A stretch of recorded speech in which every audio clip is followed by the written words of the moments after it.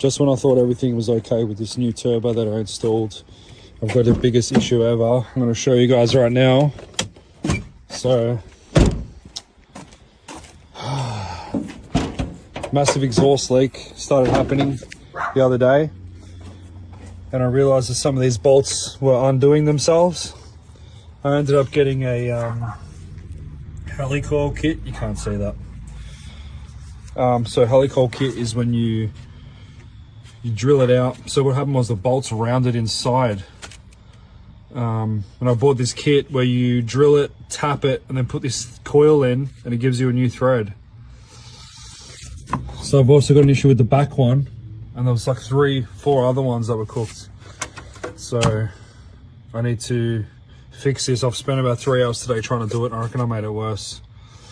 I just want someone to come and do it for me. So if you know anyone who's good at doing that kind of thing, come over, please.